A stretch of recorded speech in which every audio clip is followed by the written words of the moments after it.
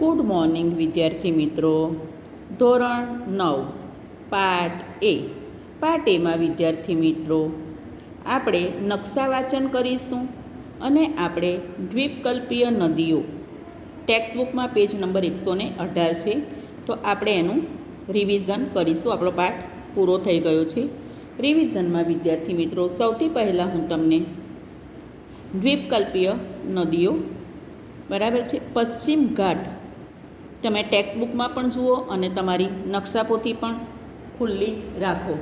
તો દ્વીપકલ્પીય નદીઓ પશ્ચિમ ઘાટ દ્વીપકલ્પીય નદીઓનો મુખ્ય જળ વિભાજક છે. કયો ઘાટ? તો પશ્ચિમ ઘાટ. જુઓ વિદ્યાર્થી મિત્રો, અહીં તમને નકશામાં આવશે આ સાઈડે અંદર પશ્ચિમ ઘાટ. શું આવે? પશ્ચિમ ઘાટ. તો પશ્ચિમ ઘાટ એ ફરીથી વિદ્યાર્થી મિત્રો અહીં અંદર આવશે પશ્ચિમ ઘાટ. તો પશ્ચિમ ઘાટ દ્વીપકલ્પીય નદીઓનો મુખ્ય જળ વિભાજક છે. પશ્ચિમ ઘાટ દક્ષિણ ભારતના પશ્ચિમ કિનારે દક્ષિણથી ઉત્તર દિશામાં હતા. નીચે આ પશ્ચિમ ઘાટ આ દક્ષિણ દિશાને એની ઉપર જઈએ ઉપર તો કઈ દિશા આવે? ઉત્તર. તો પશ્ચિમ ઘાટ દક્ષિણ ભારતના પશ્ચિમ કિનારે દક્ષિણથી ઉત્તર દિશામાં વ્યાપ્ત છે એટલે ફેલાયેલ છે. એ ઉપરાંત વિદ્યાર્થી મિત્રો જુઓ નકશામાં આ કઈ નદી આપી છે તમને? મહાનદી. બરાબર છે. તો મહાનદી, ગોદાવરી નદી, કૃષ્ણા નદી, કાવેરી નદી. ફરીથી વિદ્યાર્થી મિત્રો મહાનદી, ગોદાવરી નદી, કૃષ્ણા નદી, કાવેરી નદી. આ નદી કઈ છે? તો દ્વીપકલ્પની મુખ્ય નદીઓ છે. દ્વીપકલ્પની મુખ્ય નદીઓ કઈ કઈ છે? મહાનદી, ગોદાવરી નદી, કૃષ્ણા નદી, કાવેરી નદી. બરાબર. તમે પરીક્ષામાં પૂછાય તો આવી રીતના સંજ્ઞા સૂચિ સાથે નદીને દર્શાવી શકો. તો સંજ્ઞા સૂચિ કરવી એ ફરજિયાત છે. ચાલો વિદ્યાર્થી મિત્રો આગળ ટેક્સ્ટબુક પણ જોતા જજો. આ બધી નદીઓ પૂર્વ તરફ વહી, જુઓ અંદર નકશા વાંચન કરાવું છું, બંગાળાની ખાડીને મળે છે. કોને મળે છે? બંગાળાની ખાડીને મળે છે અને મુક્ત ત્રિકોણ પ્રદેશ ડેલ્ટા ધરાવે છે. મેં તમને ડેલ્ટાની વ્યાખ્યા પણ કરાવેલી છે. બરાબર. પશ્ચિમ ઘાટની પશ્ચિમે, તો આ બાજુ અંદર આવશે પશ્ચિમ ઘાટ. પશ્ચિમ ઘાટની પશ્ચિમે અનેક નદીઓ વહે છે. અલબત્ત નર્મદા અને તાપી જેવી મોટી નદીઓ પૂર્વથી વહી પશ્ચિમે આવેલા અરબ સાગરને મળે છે. તો કઈ બે મોટી નદીઓ છે વિદ્યાર્થી મિત્રો? આ કઈ છે? નર્મદા નદી અને એની નીચે કઈ આપી છે? તાપી નદી. નર્મદા નદી અને તાપી નદી. આ બે મોટી નદીઓ નર્મદા અને તાપી જેવી મોટી નદીઓ પૂર્વથી વહી પશ્ચિમે આવેલા કોને મળે છે? તો અહીં તમને આવશે અરબ સાગર. આ શું આપેલું છે? અરબ સાગરને મળે છે.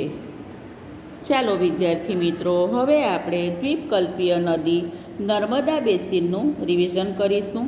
તો આ તમારી કઈ નદી છે? નર્મદા નદી. કઈ નદી છે? નર્મદા નદી.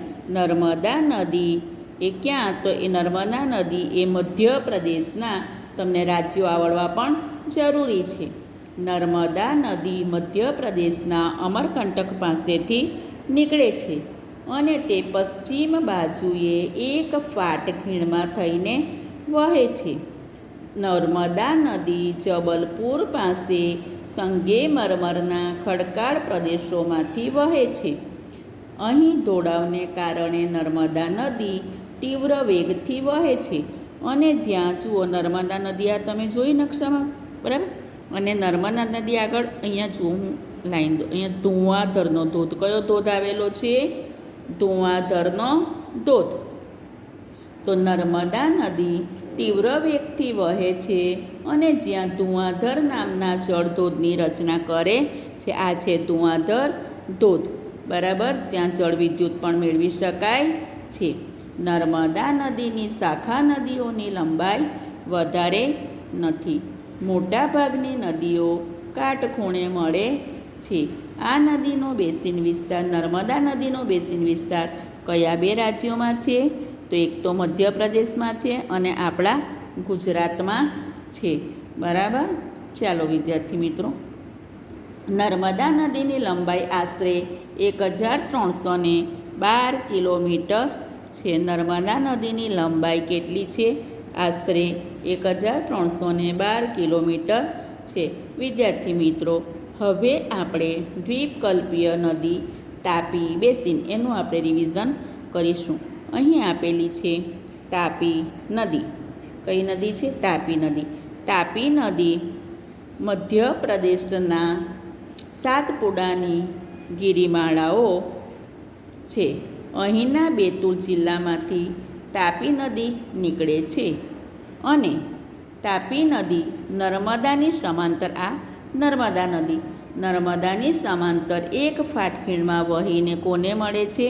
તો અરબ સાગરને. કોને મળે છે? અરબ સાગરને મળે છે. મધ્યપ્રદેશ અને મહારાષ્ટ્રમાં તો આ તાપી નદી છે, અહીં મધ્યપ્રદેશ છે અને આ બાજુ અહીંયા શું આવશે? મહારાષ્ટ્ર રાજ્ય. બરાબર. તો તાપી નદી મધ્યપ્રદેશ અને મહારાષ્ટ્રમાં તેનું બેસિન ક્ષેત્ર વ્યાપ્ત છે. અરબ સાગર તથા અહીં છે અરબ સાગર તથા અહીં અંદર આવશે પશ્ચિમ ઘાટ. તો અરબ સાગર તથા પશ્ચિમ ઘાટની વચ્ચે કિનારાનું મેદાન સાંકડું છે. અહીંની લંબાઈ, નદીઓની લંબાઈ ખૂબ ઓછી છે. પશ્ચિમ બાજુએ વહેતી મુખ્ય નદીઓની લંબાઈ ખૂબ જ ઓછી છે. પશ્ચિમ બાજુએ વહેતી મુખ્ય નદીઓમાં કઈ નદી છે? તો અહીં આપેલી છે સાબરમતી નદી. કઈ નદી છે આ? સાબરમતી નદી. તો અહીં વહેતી નદીઓમાં સાબરમતી નદી અને એની સાથે વિદ્યાર્થી મિત્રો નીચે જુઓ નાના અક્ષરે, બરાબર, મહી નદી. કઈ બે નદી? સાબરમતી નદી અને મહી નદી. તો હંમેશા નકશાપુથી લઈને વાંચવા બેસજો પાઠ. બરાબર. સાબરમતી અને મહીનો સમાવેશ થાય છે. મહીને આપણે મહીસાગર તરીકે પણ ઓળખીએ છીએ. તાપી નદીની લંબાઈ લગભગ કેટલી છે? 724 કિલોમીટર છે. હવે જુઓ વિદ્યાર્થી મિત્રો, આપણે ભણીશું ગોદાવરી બેસિન. આ એક દ્વીપકલ્પીય નદી છે. ગોદાવરી જુઓ, રેડ સ્ક્વેર કર્યું છે. બરાબર છે. તો ગોદાવરી નદી, જે દ્વીપકલ્પીય નદીઓ છે એ બધી જ નદીઓમાં ગોદાવરી નદી એ કેવી છે? તો ગોદાવરી નદી એ સૌથી મોટી છે. ગોદાવરી નદી સૌથી મોટી છે. ગોદાવરી નદી તો અહીં આવશે મહારાષ્ટ્ર. ગોદાવરી નદી મહારાષ્ટ્રના નાસિક જિલ્લાના પશ્ચિમ ઘાટના, અહીં આવશે પશ્ચિમ ઘાટ, પશ્ચિમ ઘાટના ઢોળાવોમાંથી નીકળે છે. તેની લંબાઈ 1465 કિલોમીટર છે. કઈ નદી ભણી રહ્યા છો? ગોદાવરી નદી. ગોદાવરી નદી પૂર્વમાં વહી કોને મળે છે? તો આ બાજુ પૂર્વ આવે એટલે બંગાળાની, કોને મળે છે? બંગાળાની ખાડીને મળે છે. દ્વીપકલ્પીય નદીઓમાં ગોદાવરી નદીનું બેસિન ક્ષેત્ર સૌથી મોટું છે. આમ પણ સૌથી મોટી નદી છે, એનું બેસિન ક્ષેત્ર પણ કેવું છે? સૌથી મોટું છે. ગોદાવરી નદીનો કેટલા ટકા ભાગ? 50% ભાગ ક્યાં આવેલો છે? તો મહારાષ્ટ્રમાં. કયા રાજ્યમાં આવેલો છે? ગોદાવરી નદીનો 50% ભાગ મહારાષ્ટ્ર રાજ્યમાં આવેલો છે અને આંધ્રપ્રદેશમાં પણ આવેલો છે આ ગોદાવરી નદી. આ બરાબર છે, આંધ્રપ્રદેશમાં. અહીં કૃષ્ણા નદી છે, ત્યાં શું આવે? અહીં આંધ્રપ્રદેશ આવશે. ચાલો વિદ્યાર્થી મિત્રો, હજુ પણ છે ગોદાવરીને અનેક, આપણી આ ગોદાવરી નદી દ્વીપકલ્પીય નદીઓમાં સૌથી મોટી છે. આ ગોદાવરી નદીને અનેક શાખા નદીઓ મળે છે. કઈ કઈ? તો પૂર્ણા, વર્ધા, પ્રાણહિતા, માંજરા, વેનગંગા તથા પેનગંગા. કઈ કઈ નદીઓ? પૂર્ણા, વર્ધા, પ્રાણહિતા, માંજરા, વેનગંગા, પેનગંગા. ગોદાવરીનો પ્રવાહન માર્ગ, તમે ગોદાવરી નદી ઉપર ધ્યાન રાખશો, તમને નકશામાં ઇઝી રહેશે. ગોદાવરીનો પ્રવાહન માર્ગ લાંબો અને બેસિન ક્ષેત્ર વિસ્તૃત છે અને ગોદાવરી નદીને દક્ષિણની ગંગા તરીકે ઓળખવામાં આવે છે. તો તમને નકશામાં એવું પણ પૂછે કે દક્ષિણની ગંગા તરીકે ઓળખાતી નદી દર્શાવો, તો કઈ નદી બતાવવાની? આ ગોદાવરી નદી. બરાબર, આવડ્યું? બરાબર.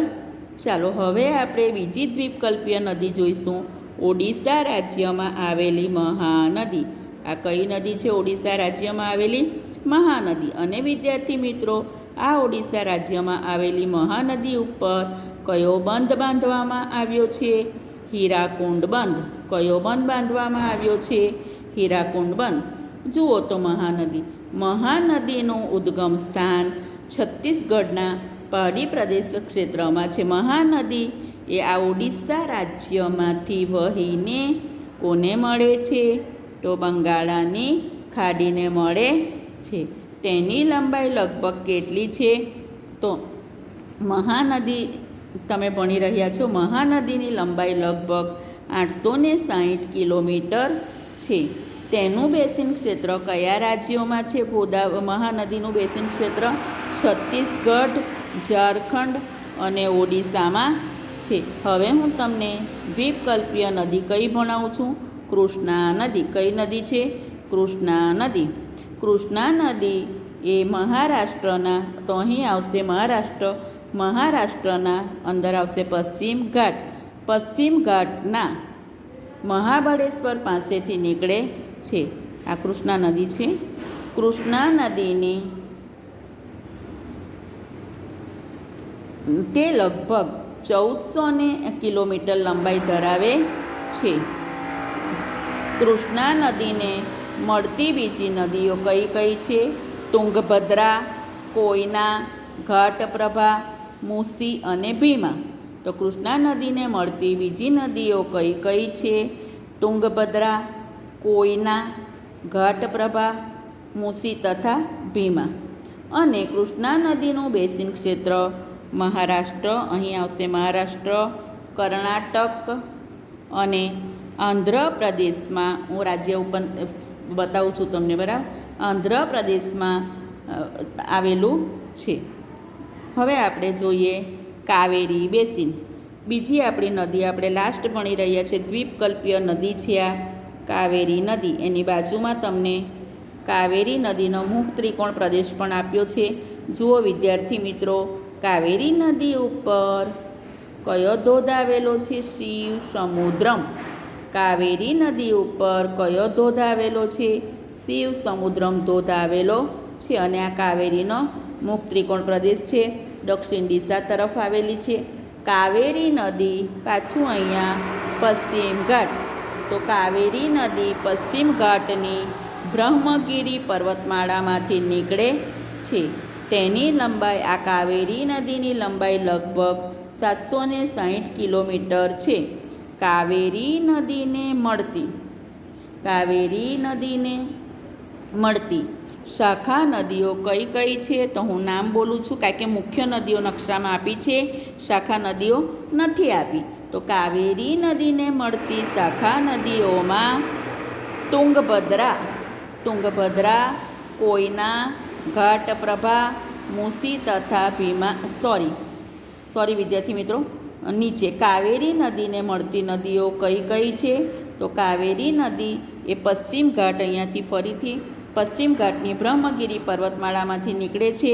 કાવેરી નદીની લંબાઈ લગભગ 760 કિલોમીટર છે.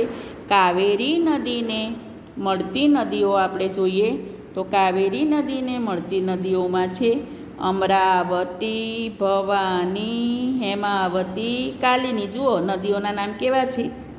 કાવેરી નદીને મળતી નદીઓ કઈ કઈ છે? તો કાવેરી નદીને મળતી નદીઓ છે અમરાવતી, ભવાની, હેમાવતી, કાલિની. અને એનું મૂળ ક્યાં? તો અહીં શું આવશે? કેરળ. બરાબર છે, શું આવશે અહીં? કેરળ. તો કેરળ, કર્ણાટક અને તમિલનાડુમાં વ્યાપ્ત છે. તમિલનાડુના વિદ્યાર્થી મિત્રો, તો અહીંયા શું આવશે? તમિલનાડુ. બરાબર છે. તમિલનાડુના કુડલુરનો દક્ષિણમાં કાવેરીપટ્ટનમથી તે કોને મળે છે? બંગાળાની ખાડીને મળે છે. વિદ્યાર્થી મિત્રો, આ સિવાય અન્ય નાની નદીઓ પણ છે. એ નાની નદીઓ પૂર્વ તરફ વહીને કોને મળે છે? બંગાળાની ખાડીને મળે છે. એ ઉપરાંત વિદ્યાર્થી મિત્રો દામોદર નદી, તો એ ઉપરાંત વિદ્યાર્થી મિત્રો દામોદર, બ્રાહ્મણી, વૈતરણી તથા સુવર્ણરેખાનો પણ એમાં સમાવેશ થાય છે. કઈ કઈ નદીનો સમાવેશ થાય છે? દામોદર, બ્રાહ્મણી, વૈતરણી તથા સુવર્ણરેખાનો પણ એમાં સમાવેશ થાય છે. તો વિદ્યાર્થી મિત્રો આપણે દ્વીપકલ્પીય નદીઓનું શું કર્યું? રિવિઝન કર્યું. દ્વીપકલ્પીય નદીઓ કઈ કઈ છે? બરાબર. તો દ્વીપકલ્પીય નદીઓ તમારી આવશે, એક તો આપણે જોઈ લીધું છે અહીં, મહાનદી, ગોદાવરી નદી, કૃષ્ણા નદી અને કાવેરી નદી. કઈ દ્વીપકલ્પીય નદીઓ છે? મહાનદી, ગોદાવરી નદી, કૃષ્ણા નદી, કાવેરી નદી. અને આ નર્મદા અને તાપી. બરાબર છે. નર્મદા નદી ઉપર કયો ધોધ જોયો? ધુઆંધરનો ધોધ. મહાનદી ઉપર કઈ યોજના હતી? હીરાકુંડ યોજના. ચાલો વિદ્યાર્થી મિત્રો, અહીં તમારું પાઠ એ પૂરું થાય છે. નકશાપોથી તમારે પૂરવાની છે.